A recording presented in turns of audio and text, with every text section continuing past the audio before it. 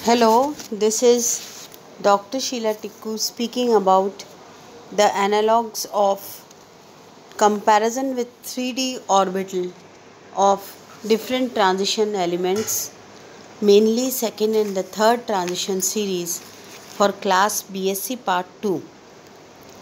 Second D 3D and 4D comparisons with the member of the groups are almost the same.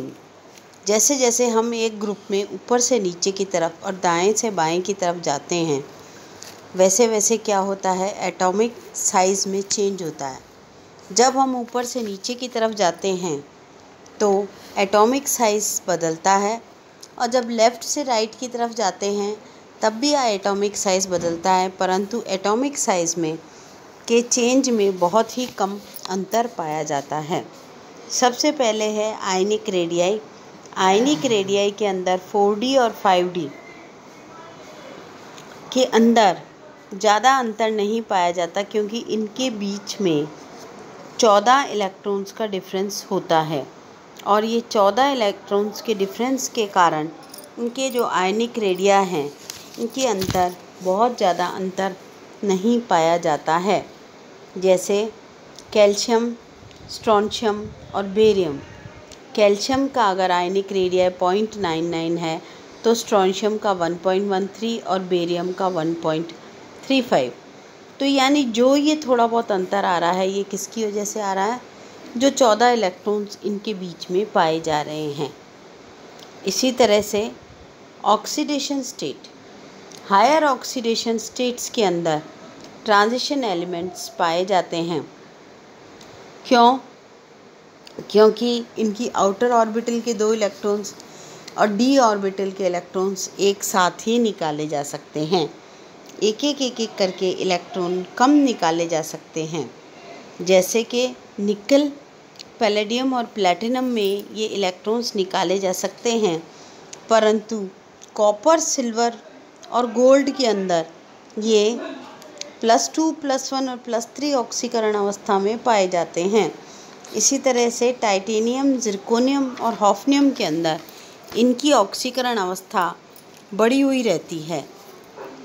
इसी तरह की ऑक्सीकरण अवस्थाओं को विभिन्न प्रकार की एनर्जीज़ के अंदर बताने के लिए हम D5 ऑक्सीडेशन स्टेट को भी कंसिडर करते हैं, जो कि सबसे ज़्यादा स्टेबल ऑक्सीकरण अवस्था है।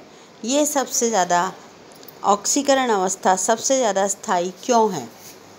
इसलिए है क्योंकि इसके अंदर सारे इलेक्ट्रॉन्स अनपेड हैं और जितनी ऑर्बिटल्स में अनपेड इलेक्ट्रॉन्स होंगे उतने ही ज़्यादा ये स्थायित्व के रूप में पाए जाएंगे। अब आता है ग्रुप 3B। ग्रुप 3B के अंदर scandium, ytterbium, lanthanum and actinide आते हैं। इनकी ऑक्सीकरण अवस्था +3 है क्योंकि ये बाहर के 2 इलेक्ट्रॉन्स एक साथ लूज़ कर देते हैं, उसके बाद एक इलेक्ट्रॉन ये लूज़ करते हैं। Group 4B। ग्रुप 4B के अंदर +4 ऑक्सीकरण अवस्था पाई जाती है टाइटेनियम, जिरकोनियम और हॉफनियम के अंदर। टाइटेनियम, जिरकोनियम और हॉफनियम में जैसे जैसे हम जाते हैं वैसे वैसे इनके अंदर इलेक्ट्रॉन्स लूज़ करने की क्षमता बढ़ती चली जाती है। Group 5B। ग्रुप 5B के अंदर हम -1 और +4 ऑक्सीकरण अवस्था में पाए जाते हैं, जिनके अंदर वैनेडियम है मेन, और वैनेडियम के अंदर ज़्यादातर +2 और +3 ऑक्सीकरण अवस्था पाई जाती है। Group 6B। ग्रुप 6B के अंदर जो एलिमेंट्स हैं नीचे की तरफ उनके अंदर +6 और -2 ऑक्सीकरण अवस्थाएं पाई जाती हैं, जिनके अंदर ऊपर के यानी 3D ऑर्बिटल के अंदर क्रोमियम पाया जाता है और क्रोमियम से नीचे मोलिब्डेनम और टंगस्टन पाया जाता है। इसके बाद आते हैं हम ग्रुप 7B पे। द ग्रुप 7B के अंदर टेक्नीशियम पाया जाता है। इसी के साथ इसके अंदर मैंगनीज़ भी है। मैंगनीज़ होने की वजह से रिहीनियम भी है और ये सब +7 ऑक्सीकरण अवस्था तक पाए जाते हैं। Group 8B। Iron, ruthenium and osmium.